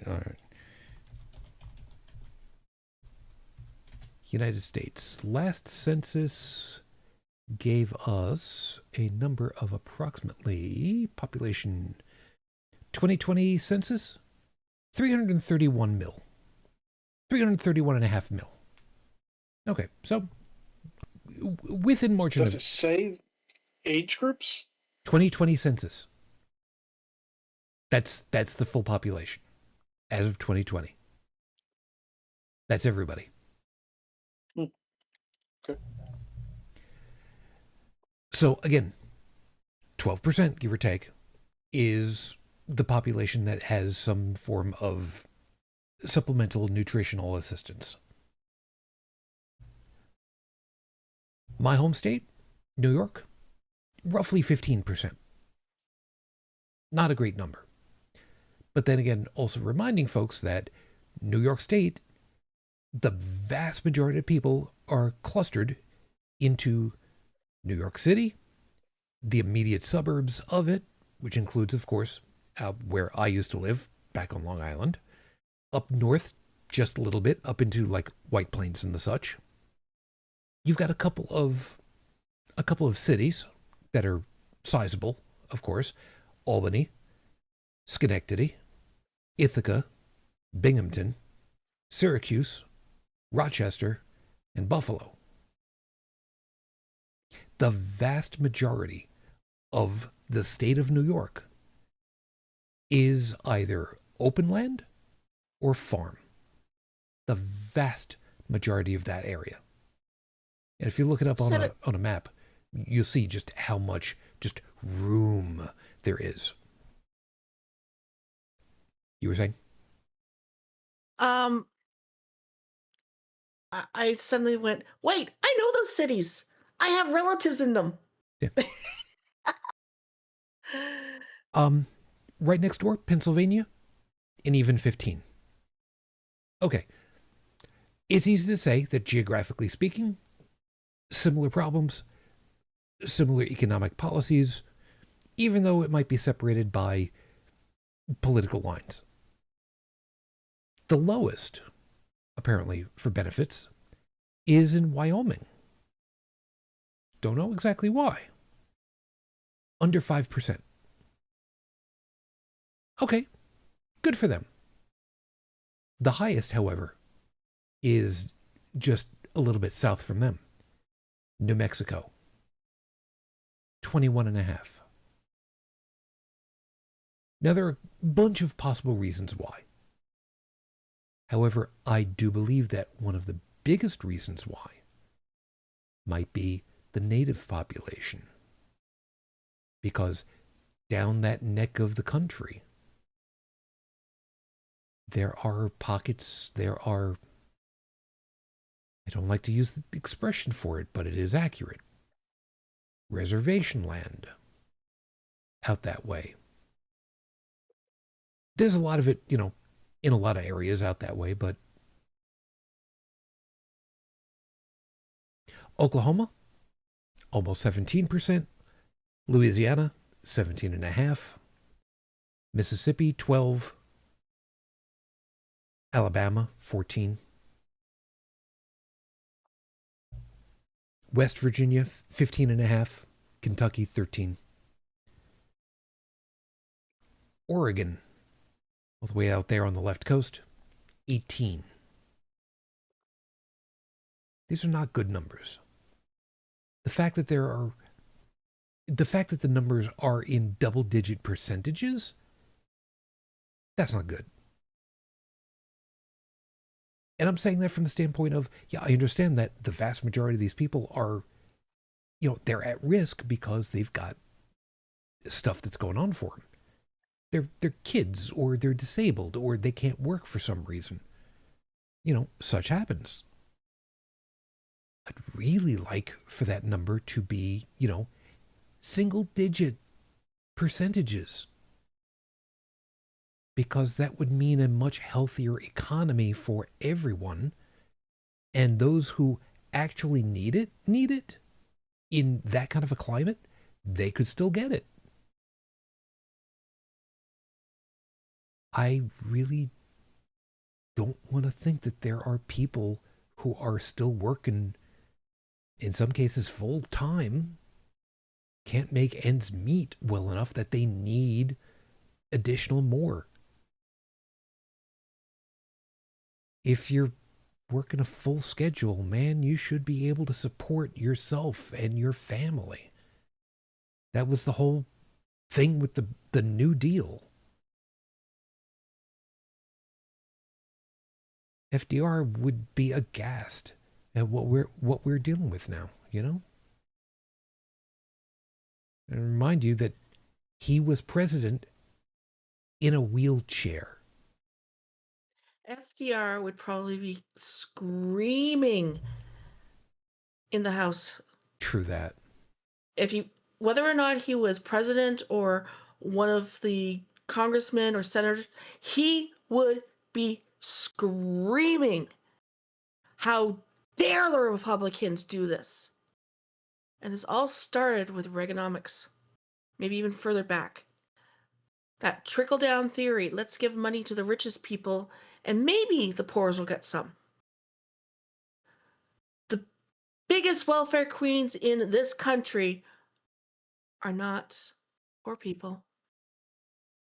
It's the companies that take advantage of the poor people, like, oh, I don't know, Walmart!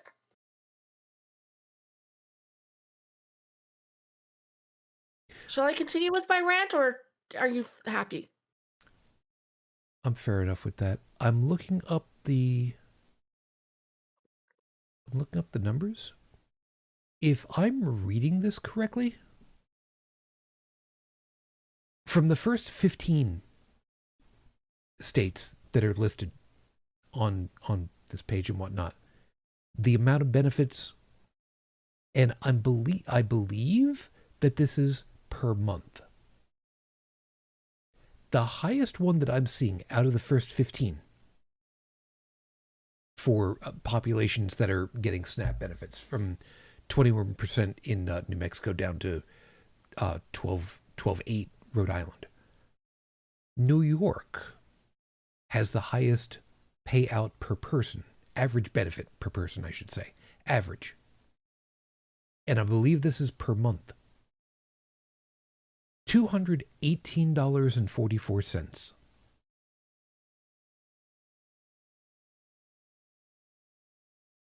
$218.44 divided by an average of, let's say, 29 days a month. That's $5.50 per day for meal, for food, for the day.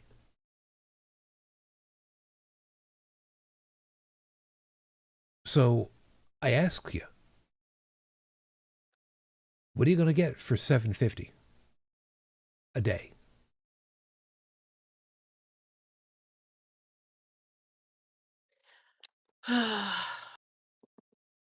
Two, maybe Minimum 3 cans of Progresso soup, probably. minimum wage is not what you're worth. Minimum wage is the minimum that an employer can get away with paying you. They want to pay you less. Because that's the capitalist way.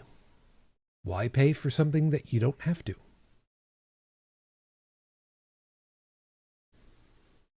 And if you're not being forced to, what does it matter?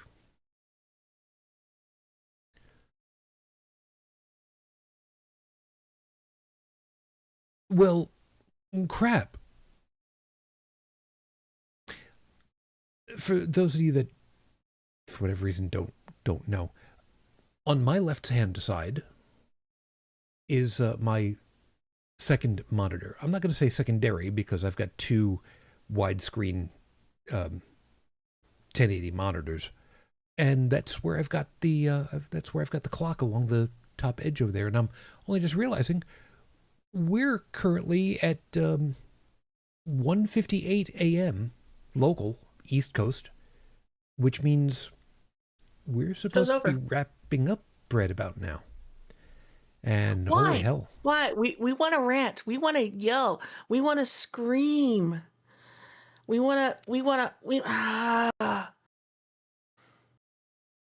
behalf of all of us, by the way, we're very, very happy to know that you have your voice for the most part back. Let's not push it. Yeah, I still can't really sing. It's okay. I would like you to be on SL on my sim tomorrow. It's quote tomorrow at 6 p.m. It's tomorrow for me. It's not tomorrow for you. It's today for you. No, it's tomorrow for me because I haven't been to sleep yet. Okay. I'm doing the wake, the sitting Shiva, and I did a couple of recordings. I had somebody listen to them and say, they told me, yeah, this will work. And I actually sing, but my voice is not anywhere ready to actually sing. It was cracking and I was losing the ability to actually hold notes. You're going to, woman, why did you do this? But I had to let my emotions out. I actually know what she's talking about. I'm very familiar with that. By the way, just a side note, if you don't have enough to cover all the mirrors, if you don't have enough cloths to cover all the mirrors, and the mirror's on, say, like a wall or something, you can turn it around and just have it face away. I can't touch the mirrors. All the mirrors are in the walls or unmovable, except for the one that I use for quick little facial grooming, shall we say? Pluck, pluck, pluck, pluck. I get it. You know the song Anything for Love? That was the theme song for his show. I rewrote some of the words. And I sang it because from early on in our relationship, before I even really got deep into it, I was singing along. We were on voice chat, visual chat between his show and my show, and I was singing along, and he would get this big, huge smile because I was singing to him. And it continued on when I came here to the point where sometimes he would hit the mic button so people could hear me. So there's recordings of me singing to him somewhere on these computers to Anything for Love. And I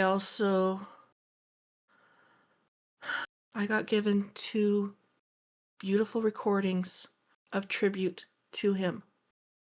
Dallin accidentally played one of them, and I was going, no, don't. And he went, oh shit, I shouldn't. Yeah, you're right. You're right. So I'm going to have the official honor of playing both of those songs for the first time. And I've added in at the end of them my reactions to those songs. So there's going to be some high pitchiness and loudness because that's what happened. I would like to thank the paramedics, the nurses, the doctors, and everyone who worked on him. They did their damnedest to get him back, but he, like I said, he was gone. It was catastrophic. What happened to him was just completely catastrophic. However, I want to give a great big stiletto boot up his butt to this one doctor who, I also want to thank my neighbors for being there with me. I had 2 people with me. I want to kick that doctor out of medicine because he took one look at me, ran a couple tests just because I was telling him to, and my 2 neighbors were telling him to, and then said, "You're fine, your heart's fine, go home." 12 hours later, I was back in the same room fighting for my life. My world was going gray. The only reason why I'm home is because I promised the hospitalist that if I have any of the symptoms again, I don't drive myself in that time. I call an ambulance.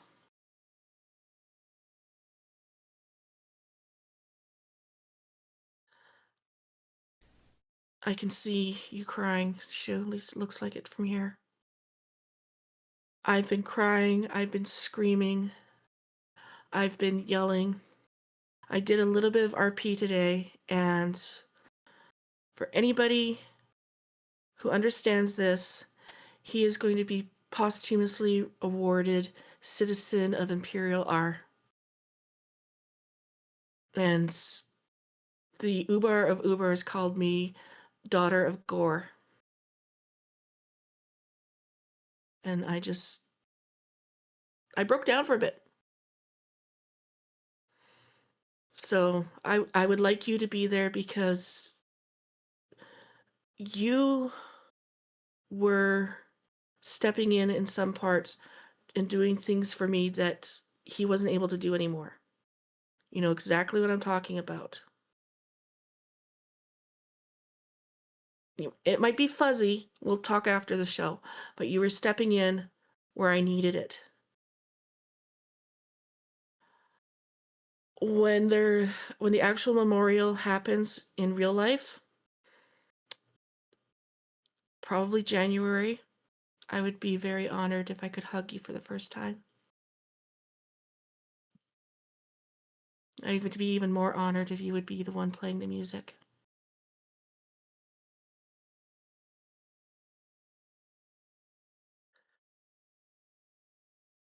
He liked you. He trusted you. And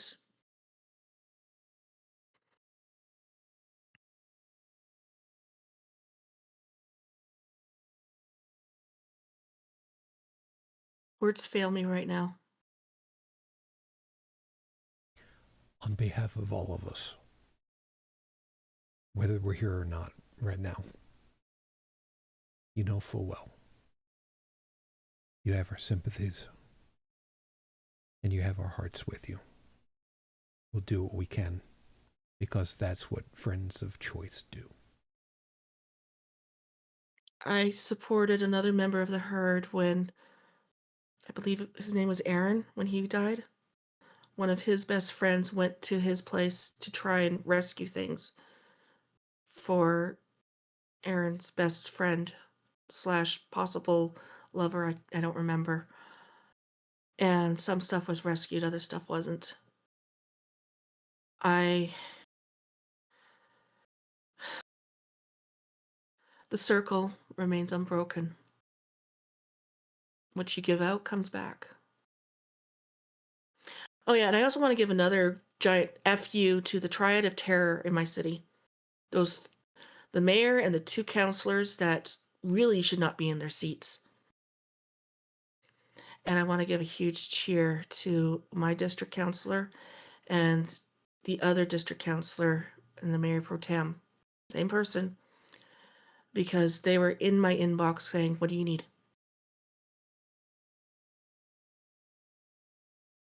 Good on you. As well as everybody else that has said, what do you need? Glad you were able to be here tonight, hon. And going forward, This is one of the things that he saw that I liked and enjoyed, and he cheered me on. He was watching you and me and all this from his throne, from his easy chair, and enjoying it. And he actually joined in with a couple of the comments. True. He gave double thumbs up. He knew I liked it, and he would not want me to stop. I exist to fight for the downtrodden, the people squished into the cement cracks, and more. I always have. I've always fought for the underdog, and I will keep on trying to. Then I'll tell you the same thing I tell everybody else that's a host and past host. You're here when you're here. You're not when you're not.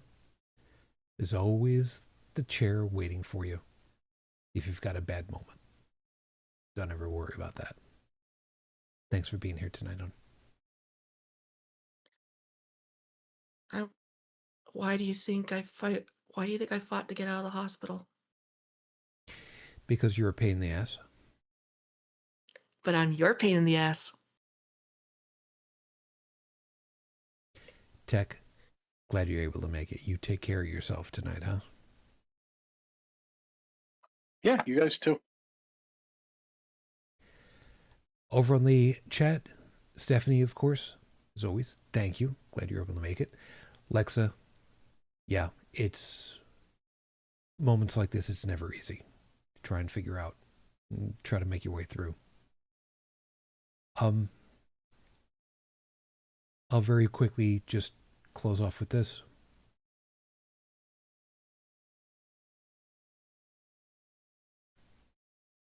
the time of the season that we're coming into is not always easy for a lot of reasons.